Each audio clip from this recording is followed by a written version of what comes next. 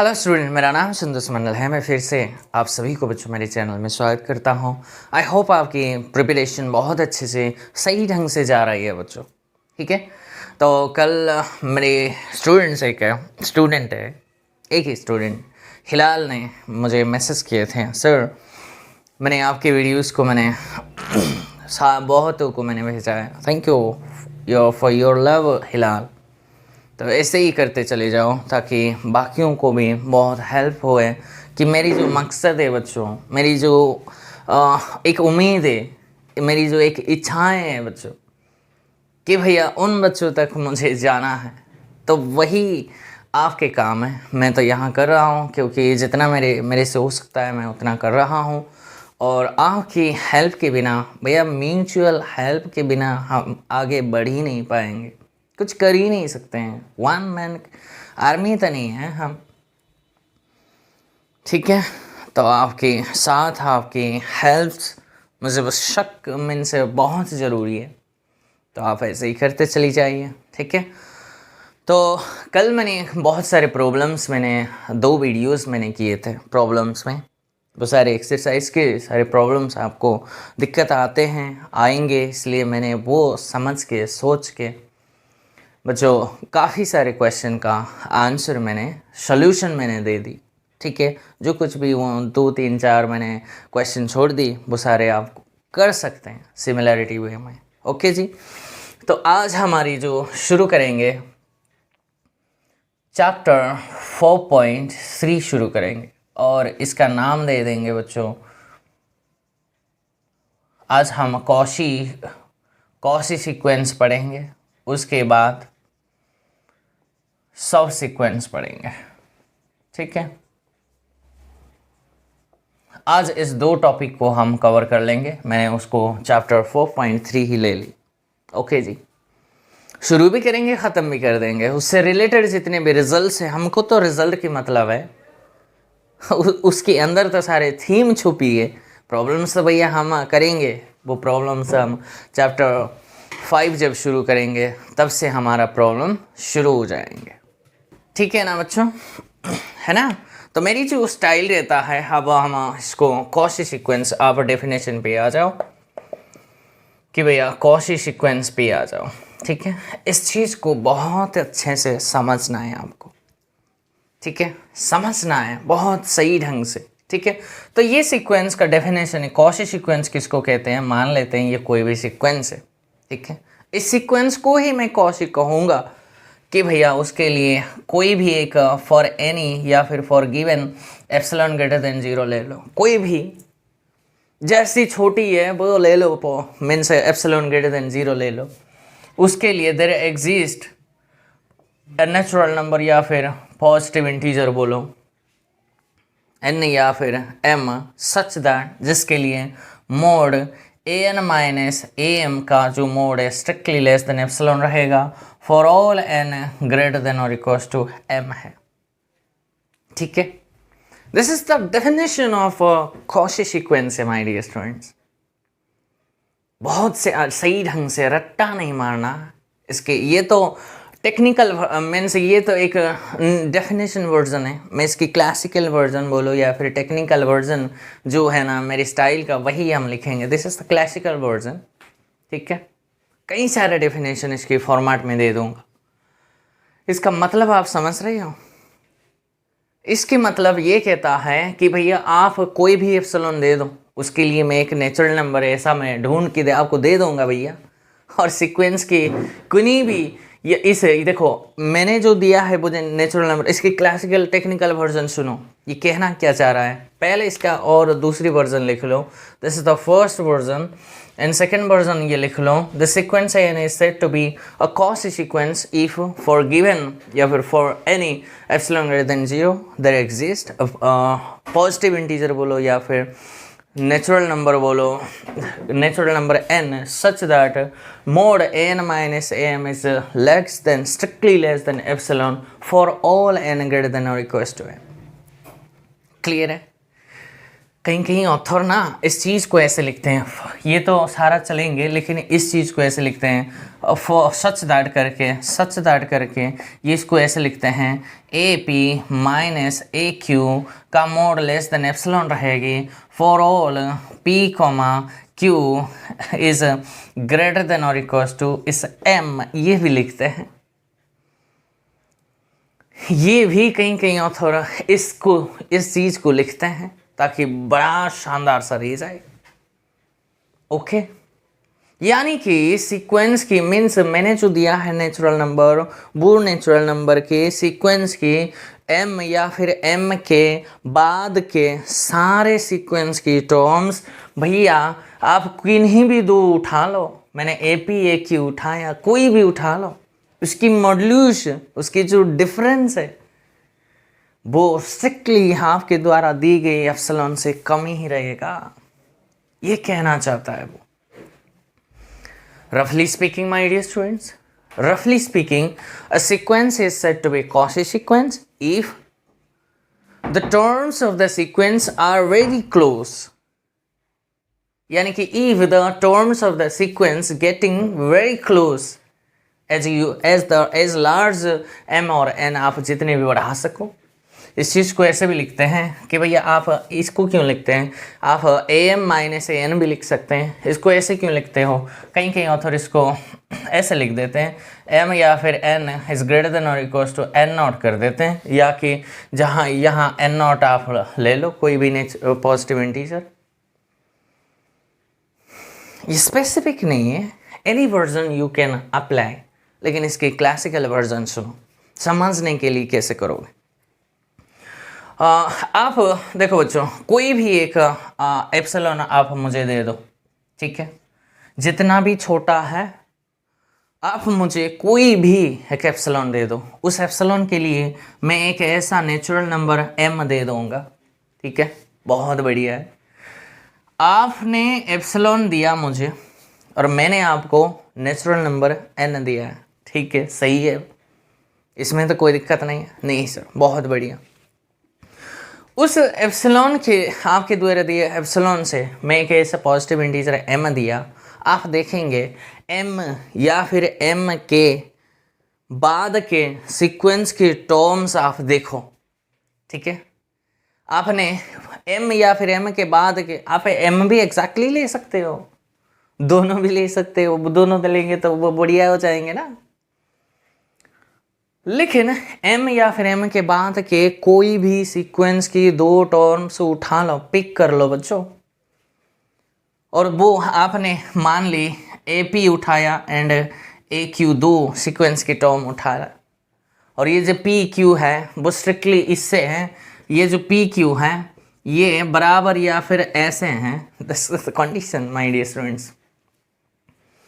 और आप देखेंगे इस सीक्वेंस की जो टर्म्स को आप डिस्टेंस फाइंड आउट कर लो, डिस्टेंस तो ऐसे ही फाइंड आउट होती है, इसकी जो वैल्यू है ना बच्चों आपके द्वारा एप्सिलॉन से कम आएंगे, रट्टा नहीं मारना है, ये रट्टिफिकेशन से थोड़े ना, रट्टिफिकेशन से आप एमएससी या फिर बीएससी तो क्वालिफाई कर देंगे, नेट गेट या फिर जेआरएफ, ये जो जितने भी एग्ज़ाम हैं उसके लिए आप बहुत मेहनत करना पड़ेगा।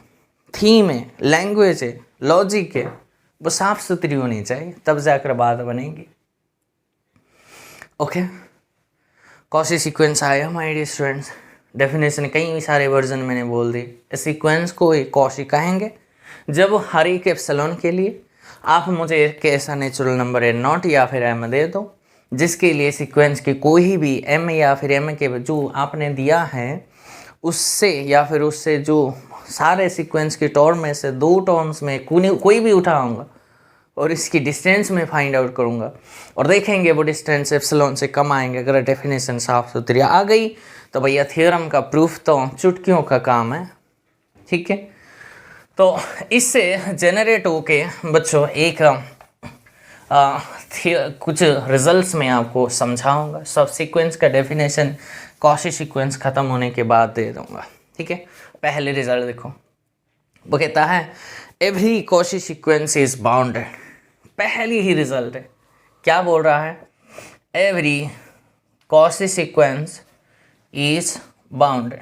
प्रूफ करें इसकी, सिंपल सा प्रूफ है, ये एक ही प्रूफ करूँगा, बाकी तो आप खुद ही कर देंगे। वो बोलता है every Cauchy sequence, if then में बोल दो कि इसका if a sequence is a Cauchy sequence then it is bounded, है ना। इसका कॉन्ट्रापोजिटिव कोई बच्चा कह सकता है?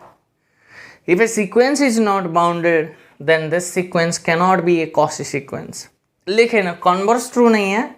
If a sequence is bounded then it may और may not be Cauchy sequence. ऐसा कोई ज़रूरी नहीं है कोई सीक्वेंस बाउंडेड होने से कॉशी होगा, लेकिन कॉशी है तो बाउंडेड है, लेकिन बाउंडेड ही नहीं है तब ये कॉशी काहे का होगा।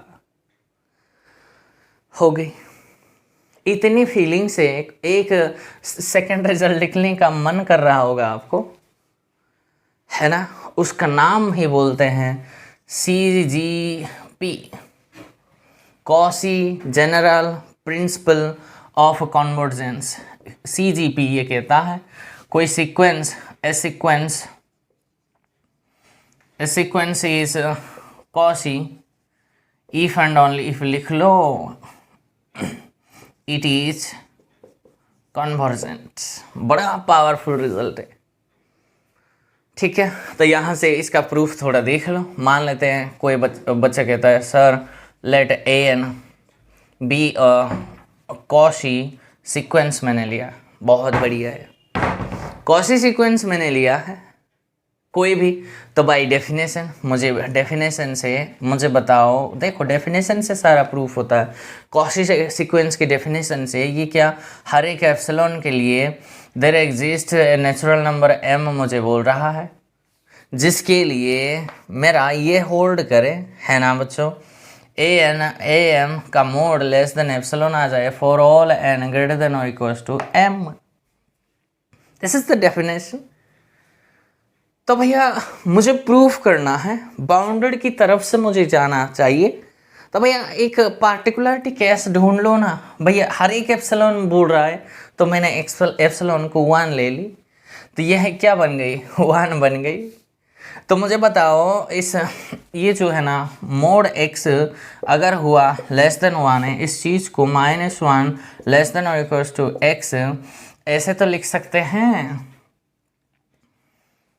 है ना। तो इस चीज़ को भी ऐसे लिखो ना, -1 is less than AN minus AM का जो मोड है स्ट्रिक्टली लेस देन 1 है फॉर ऑल n। तो ये तो रहेगा बच्चों। ओके जी, बहुत बढ़िया है सर। मुझे क्या चाहिए, सीक्वेंस AN को मुझे क्या प्रूव करना है, bound. To prove a sequence AN to be bounded is bounded what should I do, मुझे क्या करना चाहिए बच्चों। तो भैया इनमें से m को उड़ा देना है, तो भैया m से ऐड कर देने से ये कट जाएंगे।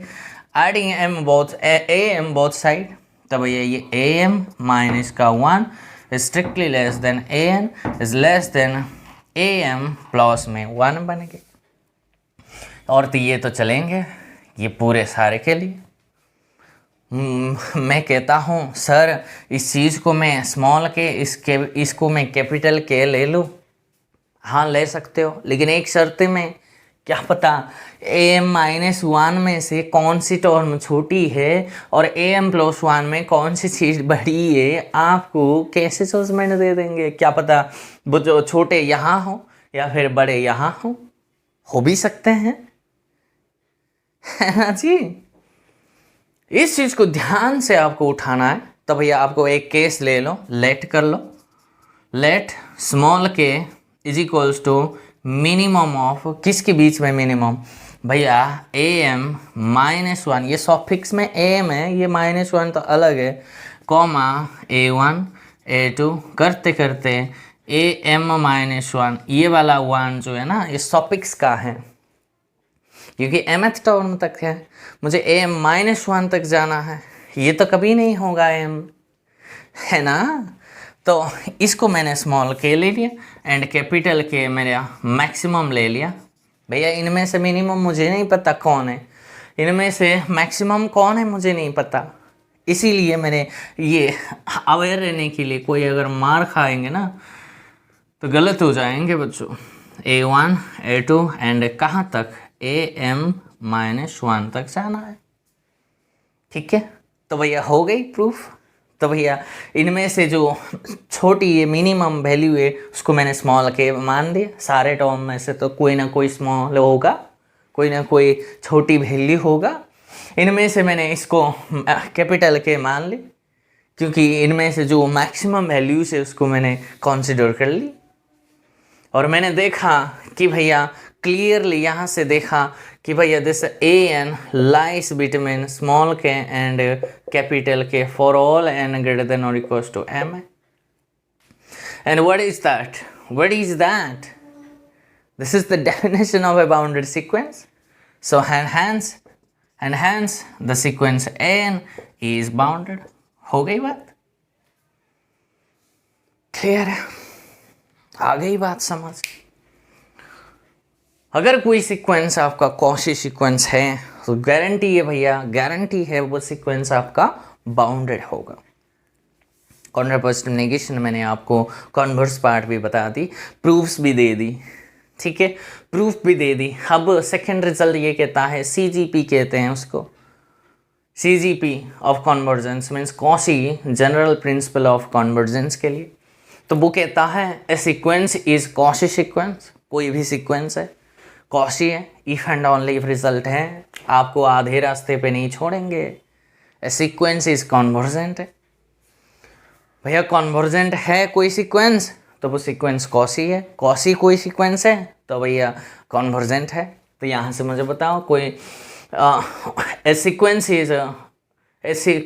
Is convergent is bounded. मैंने रिजल्ट बता दी थी ना, है ना, every convergent sequence is bounded मैंने बता दिया था। लेकिन a bounded sequence may not be convergent मैंने बता दी थी। और सीक्वेंस मेरा 1 to the power n ये वाला ले ली, ये सीक्वेंस बाउंडेड तो है, कॉन्वर्जेंट नहीं था, क्योंकि इसकी 2 लिमिट पॉइंट है। बट तो डांसिंग सीक्वेंस ऐसे ऐसे होता था। तो ये वाला भी एग्जाम्पल बन गई बच्चों। This sequence can not be a Cauchy sequence. अगर कॉशी होता इसको कॉन्वर्जेंट होना पड़ता, लेकिन ये कॉन्वर्जेंट है ही नहीं है, लेकिन बाउंडेड है भैया। सारे कई सारे एग्जाम्पल्स लेके आपको ये जो जितने भी रिजल्ट दे रहा हूँ ना, वो उसके ऊपर आपको अप्लाई करना आना चाहिए बच्चों। कितने में ऐसे करूँ? अगर मैं बता दूँ तो 3-4 बता सकता हूँ, अगर उसको बताने में शुरू करूँ ख़त्म ही नहीं होगा। ओके जी, आई बात समझ। नेक्स्ट रिजल्ट पे चलें। देखो बच्चों, मैंने आपके सामने कुछ क्वेश्चंस लिया है कि इनमें से कौन सी सीक्वेंस है जो कि कॉशी सीक्वेंस है, चेक करना है। क्वेश्चन है एक्सरसाइज का, ठीक है। Tell me whether the following questions are which of them are क्या है कॉशी सीक्वेंस, कौन कौन सी है वो भैया। उसके लिए क्या करना है? बाई सीजीपी सिर्फ और सिर्फ कॉन्वर्जेंट मैंने आपको सिखा दिया था, और ये तो भैया 0 को कन्वर्ट्स कर रहा है। डायरेक्ट ही मैं यहाँ से कर दूंगा, the sequence converging to 0 then this an is convergent sequence. मैंने नोटेशन नहीं लिखा है, वो इसका मतलब नहीं कि an है, नहीं, आपका फ़र्ज ये ऐसी है, ठीक है, और ये ऐसी है, वो भी तो आपको समझना है, ठीक है। The sequence an is convergent by CGP, this an is a Cauchy sequence. ख़त्म हो गई। ये भी तो आप जानते हैं 0 कन्वर्ट्स कर रहा है। ये भी देखो, this sequence also converging to 0। जैसे जैसे n बढ़ाते चले जाओगे 2 की पावर वो बढ़ते चले जाएंगे, लेकिन 1/2 वो घटते चले जाएंगे, वो 0 की तरफ अप्रोच करते चले जाएंगे। And this sequence converging to 0। तो भैया the sequence is convergent sequence and also converging to 0। वो किसको कन्वर्ज करे उसके मतलब नहीं है कॉशी सीक्वेंस के लिए। भैया वो सीक्वेंस कन्वर्जेंट है क्या? हाँ जी है। तो भैया वो सीक्वेंस कॉशी हो जाएंगे। बिल्कुल, बहुत बढ़िया। ये देखो, ये सीक्वेंस कन्वर्जेंट नहीं है, बाउंडेड तो है भैया। ये भी बाउंडेड है क्या? हाँ जी, ये भी बाउंडेड है, ये भी बाउंडेड है, क्योंकि कॉशी सीक्वेंस हमेशा बाउंडेड होता है, या फिर कन्वर्जेंट सीक्वेंस हमेशा बाउंडेड होती है।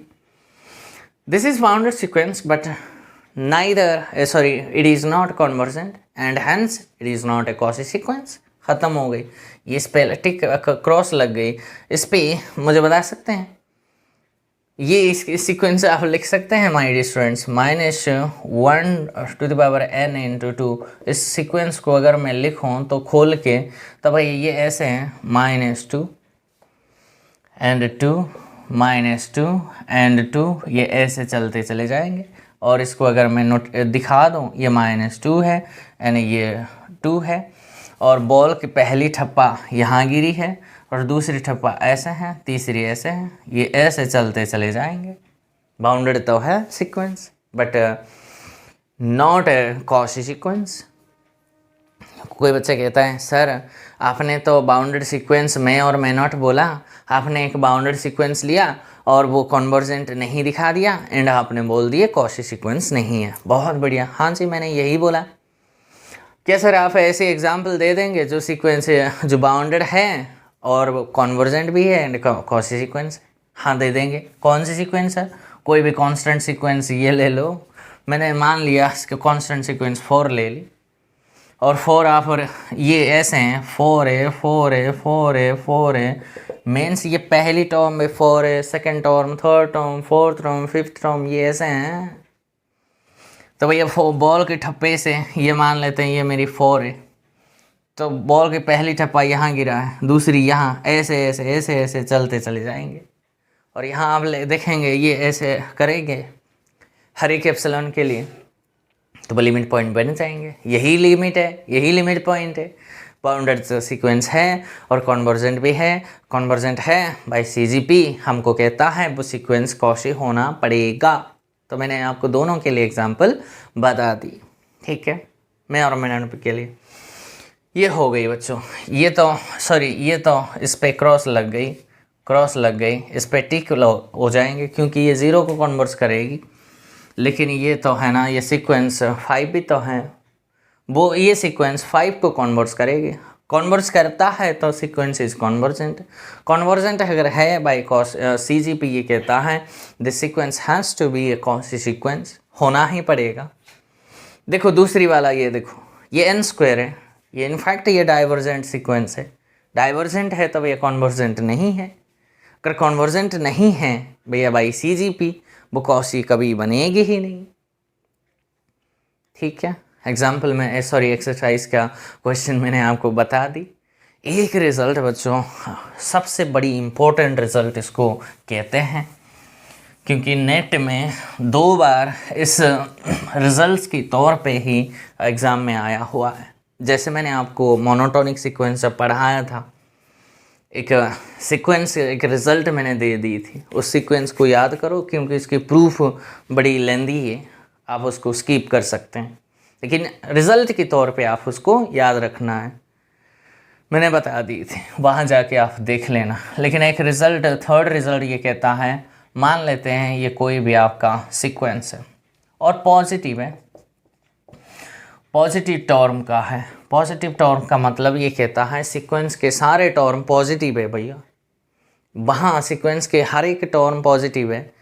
अगर ऐसी नेगेटिव टर्म एक अगर मिल गई जो सीक्वेंस की टर्म है तो भैया वो सीक्वेंस पॉजिटिव नहीं होगा, पॉजिटिव के लिए काम करेंगे। तो उस सीक्वेंस का मैंने अगर ऐसे कुछ लिख पा रही हो, वो आपको हमेशा ऐसे देगा,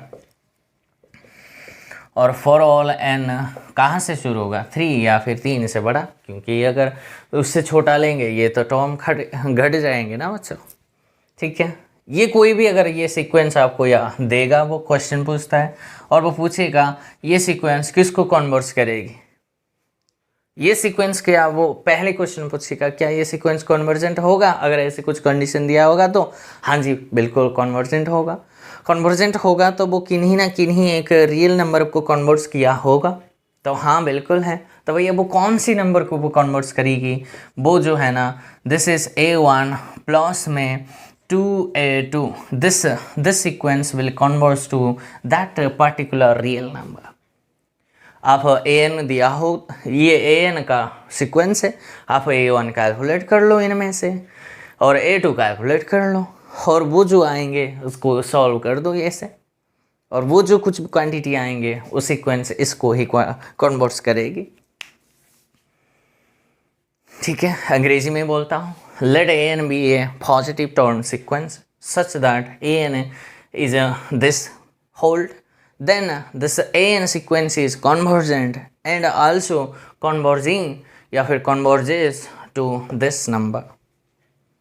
ठीक है, यह रिजल्ट के तौर पे आपको याद रखना है। 2 बार इसकी रिस्पेक्ट में नेट में आया हुआ है क्वेश्चन, आप असाइनमेंट्स उठा के देखोगे तो आपको वहाँ से मिल जाएंगे। ठीक है, असाइनमेंट आप उठा लो, क्योंकि मैं अभी असाइनमेंट क्यों नहीं करता बच्चों, मुझे नहीं आता ऐसे क्या, नहीं, जो थीम में पढ़ाता हूँ वो आप अच्छे से तैयारी कीजिए और पढ़ाई की कर लीजिएगा। उसके बाद जब आप खुद से असाइनमेंट आपसे अगर 2-4 क्वेश्चन हो गई तो मान लो बच्चों आपकी कॉन्फिडेंस बढ़ जाएगी। और एक बार कॉन्फिडेंस अगर आ गई आपके अंदर तो आपको इस एग्ज़ाम को पार करने के लिए कोई रोक नहीं पाएगा। नहीं जी, ऐसे वैसे कॉन्फिडेंस मत लाओ कि आपने एक ही पन्ने भी नहीं पढ़े हैं तो भैया सिर्फ कॉन्फिडेंस का क्या आचार बनाओगे। बच्चे कुछ पढ़ते नहीं हैं लेकिन उसके चेहरे में जो कॉन्फिडेंस है वो कुछ काम नहीं करेगी बच्चों। नहीं, मैथमेटिक्स है, कोई ऐसे लिटरेचर सब्जेक्ट नहीं है, कैलकुलेशन है, ऐसे तो नहीं होगा। आप ऑप्शन में एक ऐसे ऐसे ऐसे ऐसे करके खेल के ऑप्शन टी कर दिए, हो सकता है 1-2 ऑप्शन करेक्ट हो सकते हैं लेकिन माइनस और नेगेटिव मार्किंग में तो है, इधर उधर नहीं करना है। ठीक है, इसी के साथ बच्चों कॉची सीक्वेंस में अगर कोई क्वेरी आते हैं तो आप कमेंट सेक्शन में ज़रूर बताना है, नहीं तो आप व्हाट्सएप नंबर मेरी है वहाँ से आप बता सकते हैं। अब चलते हैं सॉफ्ट सीक्वेंस में। ठीक है, चलते हैं माय स्टूडेंट्स, डेफिनेशन पे आ जाओ। मेरी स्टाइल को मैं कभी बंद नहीं करूँगा। ठीक है, आप अगर गाली देंगे तब भी मैं सुधरने वालों में से नहीं हूँ। ठीक है, तो चलते हैं बच्चों, सॉफ्ट सीक्वेंस की डेफिनेशन पहले सीखते हैं। भैया डेफिनेशन से ही सारा काम, जितने रिजल्ट आया है बच्चों, हाँ मैंने आपको लॉजिक की क्लास में बताया था, थ्योरम क्या है, लेमा क्या है, प्रीपोजिशन क्या है, हाँ है ना बच्चों, और जो कोरोलरी क्या है, वो सारे लॉजिक में मैंने आपको समझा दिया है ऑलरेडी। ठीक है, और डेफिनेशन क्या होती क्या है, हाइपोथेसिस क्या होता है, वो सारे चीज़ मैंने आपको अच्छे ढंग से सही में आपको समझाया। ठीक है, सब सीक्वेंस की डेफिनेशन ये कहता है, मान लो कोई भी सीक्वेंस an ले लो। ठीक है, उस सीक्वेंस की, ये गिवन सीक्वेंस है बच्चों, दिस इज गिवन, ऑलरेडी आपको गिवन होगी क्वेश्चन में। बहुत बढ़िया है सर, कोई सामने वाला देता है ए नहीं, कोई सीक्वेंस मैंने दे दिया, बहुत बढ़िया है सर, थैंक यू बोलो उसको। क्योंकि सीक्वेंस के बिना आप सब सीक्वेंस नहीं बनाओगे। सेट किसी ने भी नहीं दिया, अपने सब सेट कैसे फाइंड आउट करोगे? ग्रुप का सब ग्रुप, हाँ, वेक्टर स्पेस का सब स्पेस, रिंग का सब रिंग, तो सेट का सब सेट। तो भैया ये भी सीक्वेंस की सब सीक्वेंस आपको मिल जाता है। ओके जी, तो let A N be given sequence, बहुत बढ़िया है सर। उसके लिए आपको क्या करना है, लेट भैया एन के, भैया ये जो एन है ना, ए एन ये सीक्वेंस है, इस एन का एक सॉफिक्स बना लो। सॉफिक्स है ये, सॉफिक्स का जो टर्म है, सीक्वेंस की टर्म बिल्कुल मत समझना। ये सब सीक्वेंस की डेफिनेशन में भी बच्चे उलझते हैं, क्यों? मीन्स A1 A2 A3, देखो ये सॉफिक्स है, दिस इज आपका N1 N2 N3 है। ये A1 तो दिखाई दे रहा है लेकिन ये सॉफिक्स को कैसे गिनोगे? This is N1 N2 N3 है। आई बात समझ? बहुत बढ़िया सर, ठीक है, आ गई है आपको। तो late n k be a strictly, देखो दिस बी ए स्ट्रिक्टली, ये वर्ड आपको याद रखना है, स्ट्रिक्टली इंक्रीजिंग सीक्वेंस है, खाली सीक्वेंस मत लिख देना। Strictly increasing sequence of natural numbers बोलो या फिर पॉजिटिव इंटीजर्स बोलो, बात ख़त्म हो गई। इसके बारे में आपको जजमेंट देनी है। पहली बात देन करके लिखो। दिस ए एन सफिक्स में के दिस इज कॉल्ड अ सब सीक्वेंस ऑफ द सीक्वेंस ए, सब सीक्वेंस। ठीक है, डेफिनेशन आ गई बच्चों। अंग्रेजी में सुंदर से मैं बता दूंगा। Let n be any given sequence, full stop. Let n k be a strictly increasing sequence of natural numbers बोलो या फिर पॉजिटिव इंटीजर्स बोलो, यानी कि इसकी अगर मैं मैथमेटिकली टर्म लिखूँ that means n1 strictly less than n2 n2 strictly less than n3 and so on and so fourth, ये चलते चले जाएंगे। स्ट्रिक्टली है इक्वल टू नहीं है। Monotonic means strictly increasing sequence of natural numbers की या फिर पॉजिटिव इंटीजर्स की जो टर्म से सफिक्सेस की टर्म्स दिखना है आपको ध्यान से बच्चों। सीक्वेंस को नहीं देखना है आपको।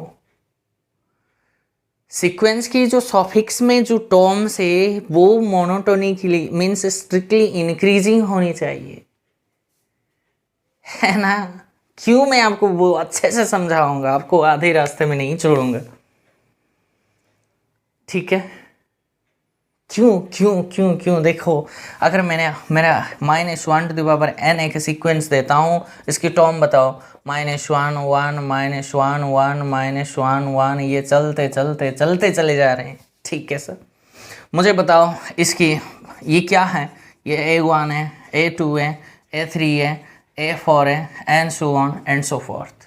बढ़िया है। मीन्स ये जो है ना सफिक्स के देखो, दिस इज n1 है, this is n2 n3 n4 है ना। देखो फर्स्ट टर्म -1 है, सेकेंड टर्म देखोगे this is my first term, then this is second term, this is third term. देखो first and third term same है sequence में। और ये मत बोल देना सर ये मोनोटो मीन्स स्ट्रिक्टली इंक्रीजिंग नहीं है। सीक्वेंस की टर्म्स को थोड़ी ना देखने के लिए वो सब सीक्वेंस की डेफिनेशन बोलती है। नो इसीलिए तो मैंने स्ट्रिक्टली रेस्ट्रिक्शन लगा दी भैया। ये जो n के है सफिक्स की है, सीक्वेंस की जो nth टर्म की जो सफिक्स है ये इसको देखना है आपको। वो क्या स्ट्रिक्टली इंक्रीजिंग है। देखो इसीलिए आपको डिटेल में समझा रहा हूँ बच्चों, समझ लिए आई होप।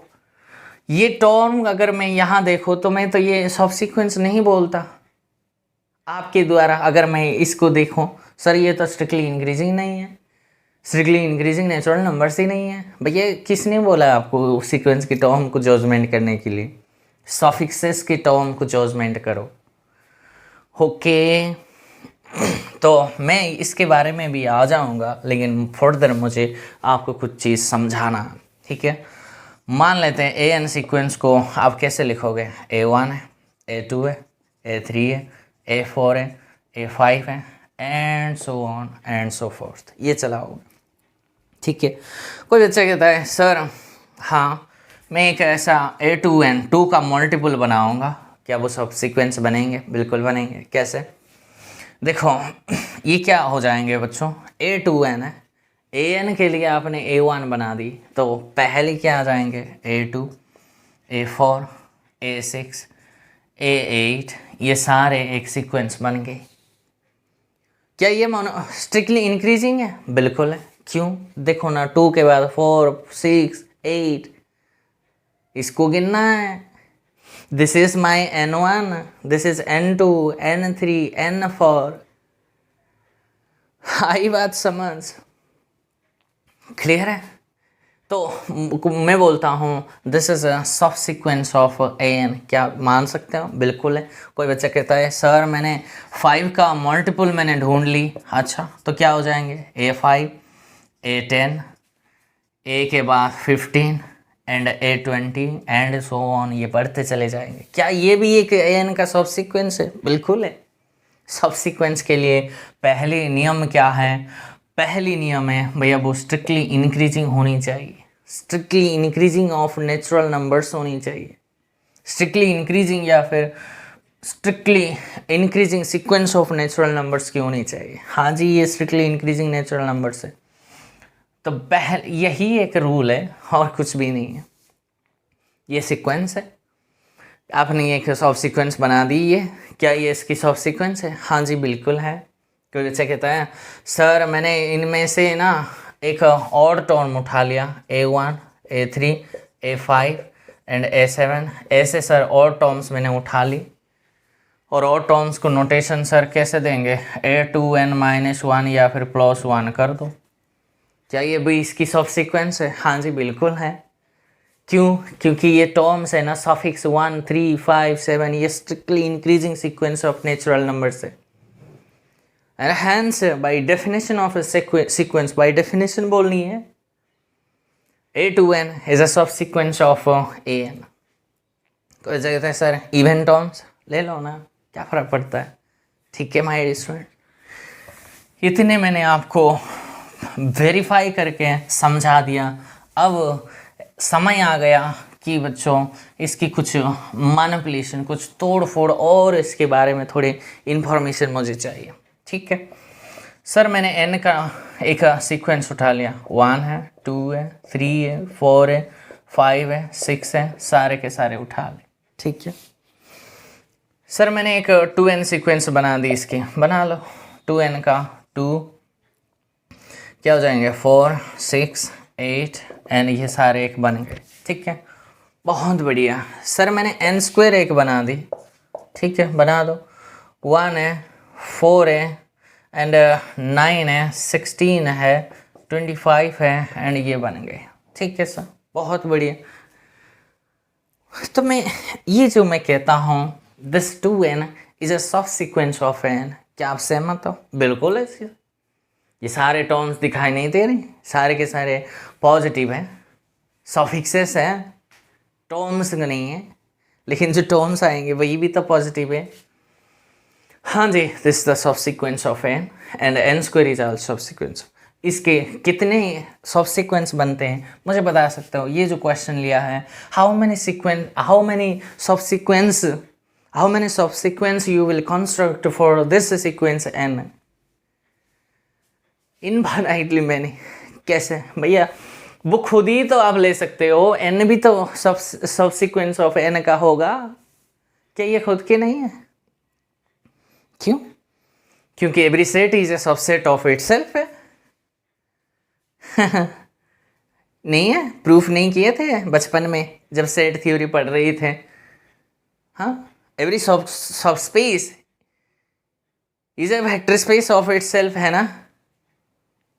या फिर every vector space is a सब स्पेस ऑफ इटसेल्फ। सेकंड वाला ऑप्शन ट्रू है। ठीक है क्यों? क्योंकि every group is a subgroup of itself according to the जो कुछ भी उसके रेस्ट्रिक्शन हैं। तो भैया ये भी तो एक सब सीक्वेंस बनेंगे इसके के लिए।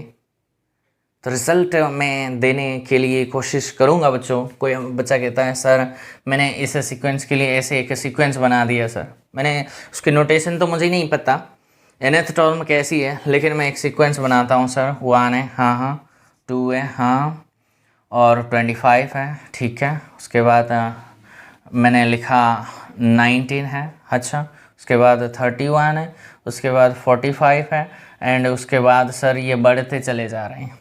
ठीक है और मैं बोलता हूँ दिस इज अ सब सीक्वेंस ऑफ n। आप मुझे बताना है दिस इज ट्रू और फॉल्स। कैसे होगा? ट्रू बोल रही हो तो प्रूफ दो, अगर फॉल्स बोल रही हो, मैं फॉल्स बोलना चाहूँगा तो फॉल्स के लिए मैं ऐसी एक कुछ ना कुछ सफिक्सेस मुझे ढूंढना है जो कि भैया वो इंक्रीजिंग, स्ट्रिक्टली इंक्रीजिंग नहीं है। तो भैया देखो ये पहली सफिक्सेस है। सेकंड में देखो 1 ये तो इंक्रीजिंग है, लेकिन 25 ये कैसे स्ट्रिक्टली इंक्रीजिंग थोड़ी ना है, इसके वजह से ये गलत हो गई। 19 भाई ये कैसे होगा? How it possible? This sequence is not strictly increasing of natural numbers के इंक्रीजिंग, स्ट्रिक्टली इंक्रीजिंग नहीं है। And hence by definition of subsequence, क्योंकि अभी तक मैंने थ्योरम रिजल्ट कुछ नहीं दिया, बाय डेफिनेशन ऑफ ए सब सीक्वेंस हम कहेंगे दिस इज नॉट ए सब सीक्वेंस ऑफ n, या फिर n स्क्वायर का बोलो, या फिर 2n का बोलो, 4n का, 5n का, 6n का, कुछ भी बना लो, आपकी मर्जी है वो। ओके, आई बात समझ में आई स्टूडेंट्स? तो पहली रिजल्ट मैंने दे दी कि भैया देखो ये सीक्वेंस मैंने लिया, सब सीक्वेंस, ये इसकी सब सीक्वेंस है, इनमें भी इन्फानाइटली मैनी टर्म्स है सीक्वेंस की, इनमें भी इन्फानाइटली मैनी टर्म्स है सब सीक्वेंस की, इनमें भी इन्फानाइटली मैनी सब सीक्वेंस है। ठीक है, एक सीक्वेंस में लिखता हूँ -1n, जो कि अभी अभी लिखा है -1 1 -1 1 and so on and so fourth. इसके मैं क्या करता हूँ, सब सीक्वेंस 2n बनाता हूँ, मीन्स इवन टर्म्स बना लो। इवन टर्म्स मीन्स ये A1 है, ये A2 है, A3 है, A4 है। देखो इवन टर्म्स उठाना है आपको, ये मत गलती कर बैठना। तो A2 मीन्स 2 का सफिक्स ये तो 1 है, 4 का सफिक्स दैट मीन्स 1 है, यानी कि देखोगे सारे के सारे 1 ही आ जाएंगे। एंड एक और टर्म उठा लो, n-1 करो या फिर n+2 करो, वो तो आपकी मर्जी है। दिस इज -1 -1 -1, ये चलते चले जा रहे हैं। आप देखोगे बच्चों सीक्वेंस की टर्म सेम हो सकती है, ध्यान से। I don't even care about the terms of the sequence. I don't interest about the terms of the sequence. No. मुझे तो सिर्फ इंटरेस्ट है भैया, ये जो 1 है वो क्या है, वो A2 है, ये A4 है, ये A5 है। This is A2 A4 A6 A8 A10, this ऐसे हैं। This is my A1 A3 A5 A7 है, दिस इज माई टर्म्स। इसीलिए तो जनरली मैंने बता दी, उलझना नहीं है सब सीक्वेंस में। रियल एनालिसिस तो भैया इतने अच्छे से पढ़ाऊंगा मैं, सारे सब्जेक्ट्स को बच्चों बहुत सही ढंग से पढ़ाएंगे, और आपको पढ़ना भी है, हर एक बच्चों को भी आपको पढ़ाना है, ताकि उनकी भविष्य भी बहुत ब्राइट हो। ठीक है, अंधेरों में उनको ढकेलना नहीं है, उनको अंधेरों से बाहर निकाल के ज्योति दिखाएंगे, और हमारा वो काम है। हर एक प्रोफेशन में जो आप रहते हैं, टीचर हो आप, कहीं स्कूल्स में पढ़ाते हो, कहीं कॉलेजेस में, या फिर जूनियर कॉलेज हो, या फिर कॉलेजेस हो, या फिर सीनियर कॉलेजेस हो, यूनिवर्सिटीज़ हो, कहाँ भी पढ़ाओ, आपके भाई बहन को भी पढ़ाओ, लेकिन पढ़ाओ तो सही ढंग से पढ़ाओ, उसको अंधेरों में ढकेलना नहीं है। बहुत सारे ऐसे टीचर्स हैं जो बच्चे को अंधेरों में ढकेलते हैं, वो बच्चा भी सोच नहीं पाता है ना, उसकी मैच्योरिटी उतनी नहीं रहती है, उसके लिए थोड़ी बहुत दिक्कत को वो फेस करता है, लेकिन हम फेस नहीं करेंगे। ठीक है बच्चों, दिस इज तो ये क्या सब सीक्वेंस है इसके, बिल्कुल है जी। सर सेम टर्म से उसके मतलब नहीं है कोई सर ये तो स्ट्रिक्टली इंक्रीजिंग नहीं है, ये तो कांस्टेंट सीक्वेंस। किसने बोला है भैया ये कांस्टेंट? मैंने इस सीक्वेंस का सब सीक्वेंस मैंने बनाया, और वो सब सीक्वेंस इवन टर्म्स का है और ये और टर्म्स का है। सो हो गई, दिस टू आर द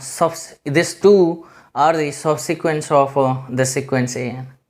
ये तो 2 मैंने बना दी। कोई बच्चा कहता है सर मैंने 3n ले लूँगा, ले लो, 4n ले लूँगा, ले लो, इन्फानाइटली मैनी है इनकी सब sequence.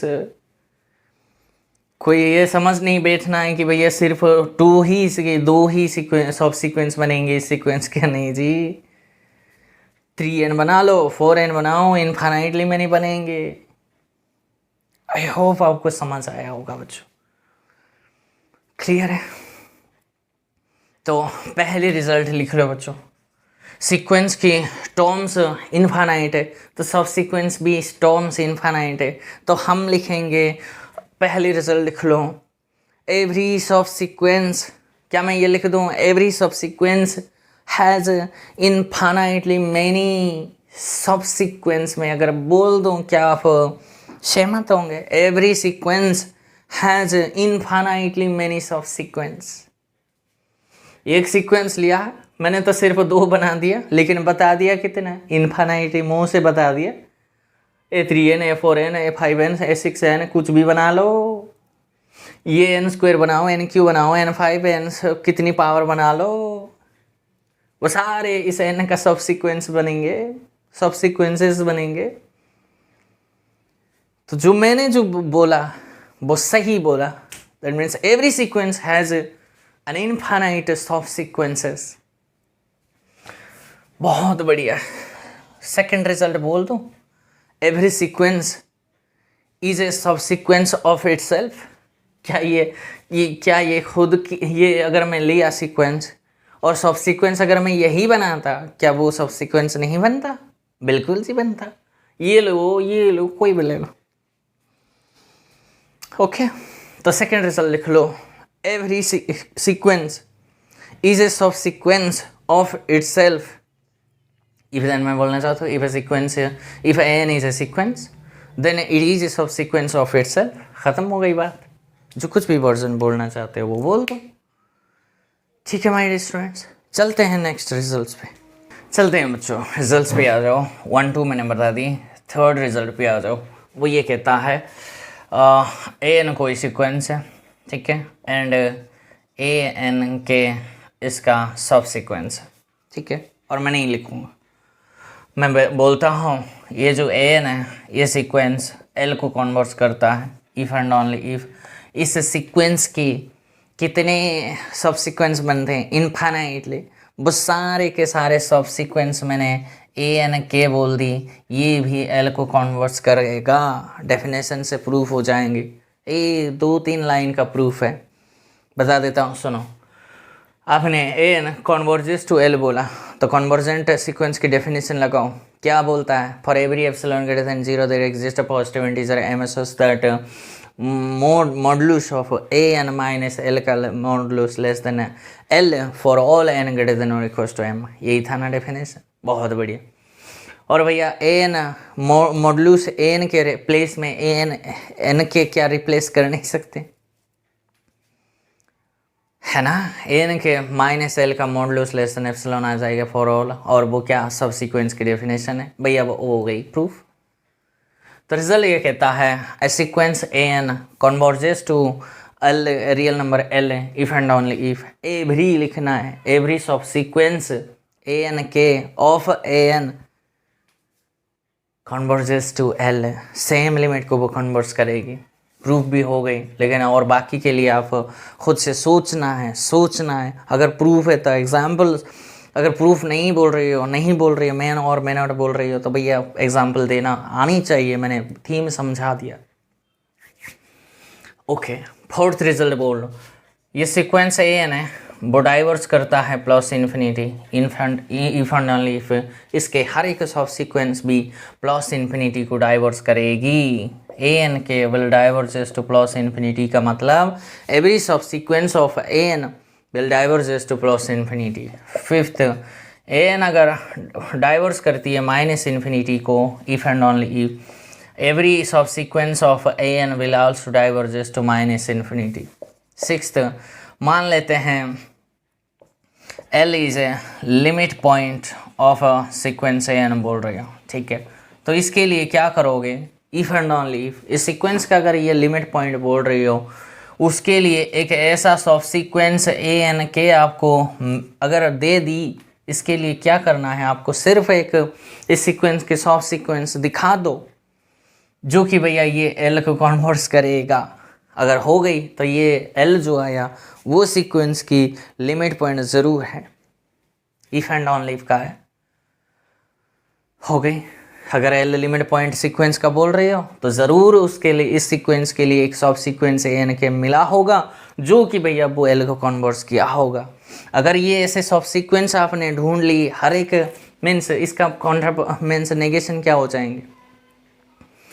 If for every subsequence, देखो, for every subsequences of an will not converging to L, then this L cannot be a limit point of that sequence। यही तो बनता। अगर ये लिमिट पॉइंट है भैया सीक्वेंस की, तो उस सीक्वेंस के लिए कम से कम एक मैंने बोला, 2, 4, 50, 100 करोड़ कुछ भी हो सकता है, ऐसी सब सीक्वेंस आपको मिलेगी जो कि एल को वो कन्वर्ट्स करेगी। मैंने तो बता दी, वो आपको सोच के प्रूफ लिखना है।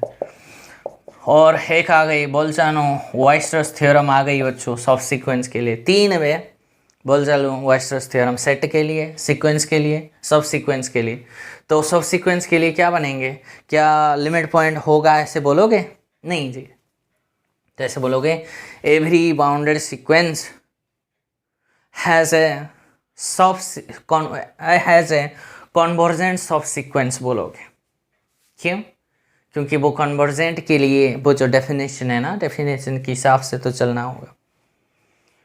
सब सीक्वेंस की वर्जन में बोल्चानो-वाइस्टर्स थ्योरम क्या है? अगर कोई सामने वाला पूछे बोल्चानो-वाइस्टर्स थ्योरम बताओ, आप उनको रिवर्स क्वेश्चन पूछो, किस रिस्पेक्ट पे आप चाहते हो, सेट की रिस्पेक्ट में या फिर सीक्वेंस पे या फिर सब सीक्वेंस है, कौन सी फॉर्म में आप चाहते हैं? तो अगर वो फर्दर बता दी मुझे सब सीक्वेंस की फॉर्म में बताओ, तो ऐसे बोलोगे every bounded sequence has a convergent सब सीक्वेंस बोलोगे।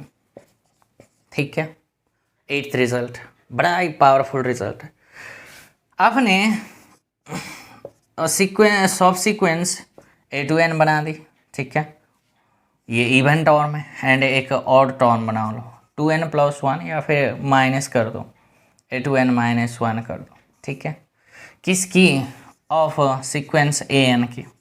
2 सब सीक्वेंसेस बना दिए और आपने देखा सर ये दोनों सब सीक्वेंस L को कन्वर्ट करते हैं।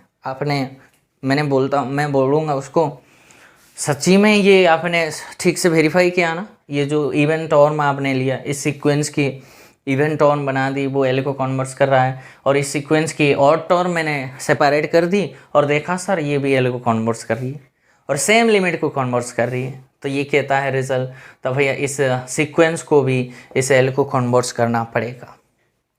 This is the powerful result.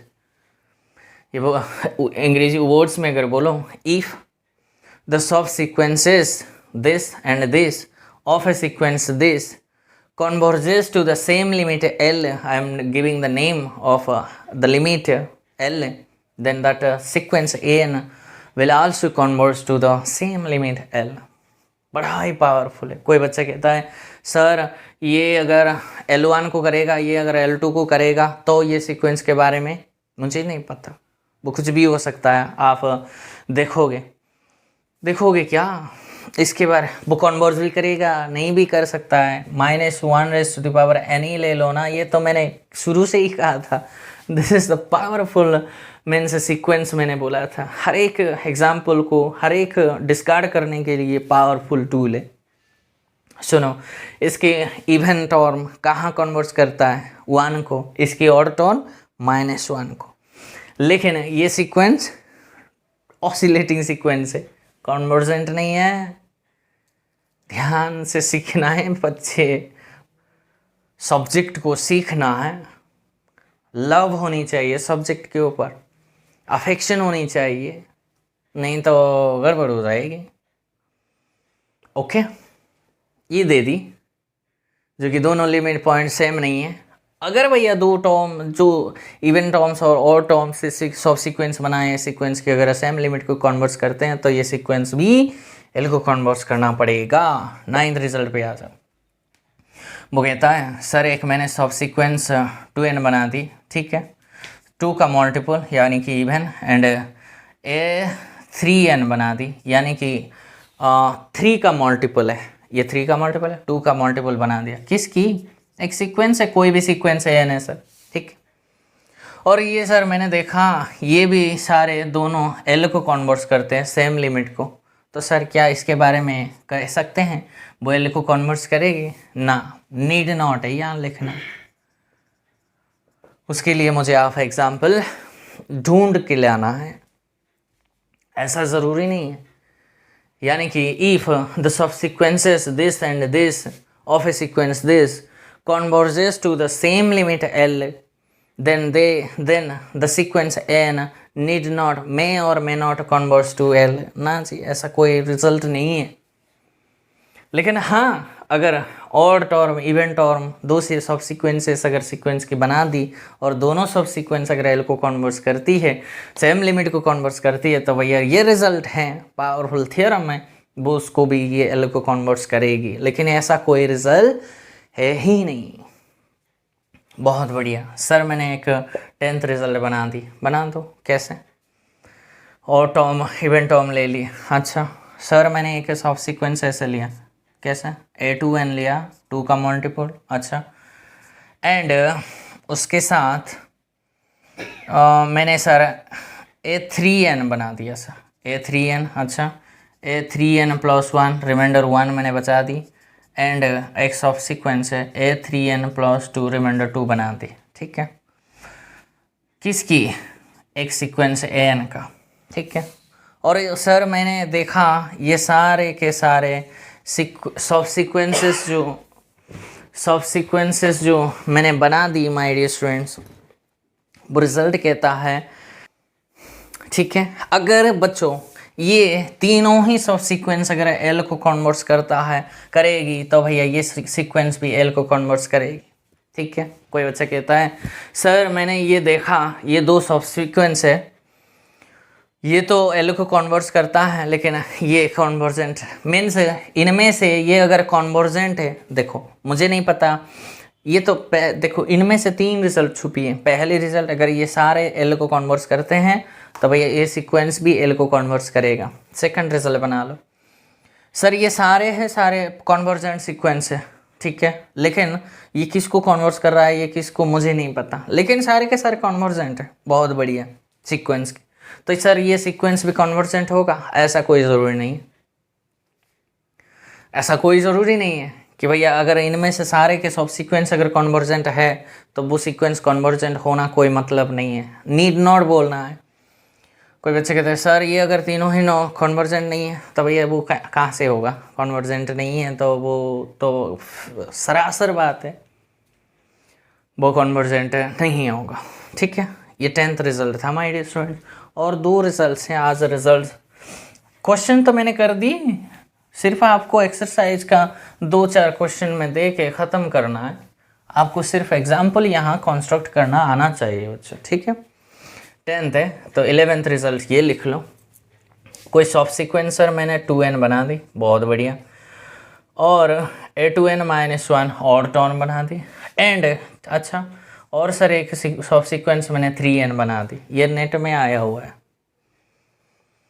ठीक है, ये सारे के सारे सर कॉन्वर्जेंट है, मुझे पता है कॉन्वर्जेंट, खा लिए अगर किसी ने बोल दी तो भैया इस सारे का जो कॉन्वर्जेंट है वो एल को एक सेम लिमिट को वो कन्वर्ट्स करेगी। अगर ऐसा कुछ हुआ तो वो जो सीक्वेंस है वो भी एल को होना पड़ेगा, इसको अच्छे से समझो।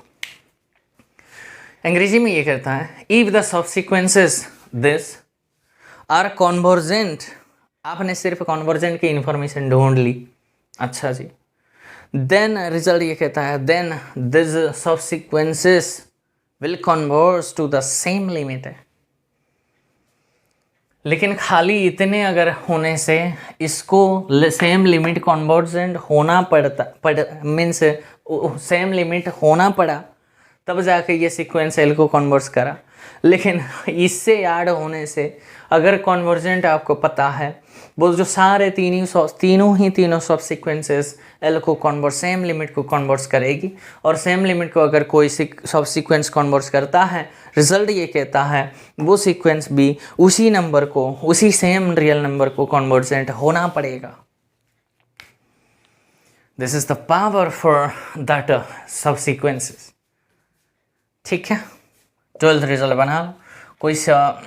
कोई सीक्वेंस एन है, ठीक है, आप बोल रहे हो स्ट्रिक्टली मोनोटोनिकली इंक्रीजिंग, तो इफ एंड डाउन बोल दो। वो जो सब सीक्वेंस, हर एक सब सीक्वेंस बोलना है, ये भी आपका मोनोटोनिकली इंक्रीजिंग आएंगे। 13 रिजल्ट बना लो। एन कोई सीक्वेंस है, मोनोटोनिकली डिक्रीजिंग है, इफ एंड ओनली इफ हर एक सब सीक्वेंस भी मोनोटोनिकली डिक्रीजिंग आएंगे। लास्ट है बच्चों 14, वो होता है क्या है, monotone convergence theorem. Monotone convergence theorem है। मोनोटोन कन्वर्जेंस थियोरम ये कहता है एवरी सीक्वेंस, समझ रही हो, ए सीक्वेंस क्या बोलता है, every sequence has a monotone convergence of sequence. ठीक है, लास्ट मोनोटोन कन्वर्जेंस थ्योरम ये कहता है every sequence has a monotone monotone सब सीक्वेंस है। क्यों, यहाँ से तो आया है a sequence an is monotonically increasing if and only if every subsequence of an is also monotonically increasing and monotonically increasing है, हर एक subsequence of an का बना लो वो भी मोनोटोनिकली डिक्रीजिंग आएंगे। इसीलिए उस दोनों को यूज़ करके कहा गया है ए सीक्वेंस, हर एक सीक्वेंस का कम से कम भैया हर एक सीक्वेंस का एक मोनोटोन सब सीक्वेंस होता ही होता है, क्योंकि डेफिनेशन ऑफ ए सब सीक्वेंस ये कहता है भैया वो तो स्ट्रिक्टली इंक्रीजिंग ही होनी चाहिए। स्ट्रिक्टली इंक्रीजिंग है तो भैया वो मोनोटोनिकली हो सकता है, मोनोटोनिकली डिक्रीजिंग भी हो सकती, इसीलिए मोनोटोन सिर्फ कहा गया है। हो गई। इसी के साथ बच्चों सब सीक्वेंस एंड कॉची थ्योरम हुआ मेरे से हुआ ख़त्म। आपसे हुआ कि नहीं मुझे नहीं पता, देखेंगे। मैं आपको 2 क्वेश्चन आपको करने के लिए दे दूंगा, वो आप कर लेना, ठीक है। देखो बच्चों मैंने आपके एक्सरसाइज ये बना लो, एक्सरसाइज 4.3 का है। ऐसी एग्जाम्पल ढूंढना है, ऐसी ऑसिलेटिंग सीक्वेंस ढूंढो आप जिसके की कन्वर्जेंस ऑफ सीक्वेंस है, डाइवर्जेंस ऑफ सीक्वेंस है। अगर नहीं होता तो ज़रूर बताना है बच्चों, क्योंकि इसके ऊपर आपको लॉजिक साफ सुथरी होनी चाहिए, ठीक है। मैं बता दूंगा।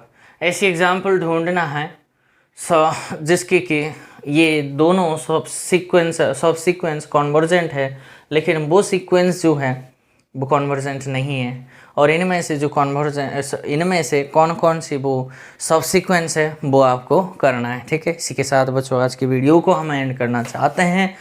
इस वीडियो पसंद आए तो लाइक शेयर सब्सक्राइब ज़रूर करना है, और मेरी इच्छाएं मेरी भावनाओं को समझ के काम करना है, ठीक है।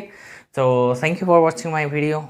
फिर मिलेंगे बच्चों नेक्स्ट सेशन में बड़ी एक नई वीडियो के साथ।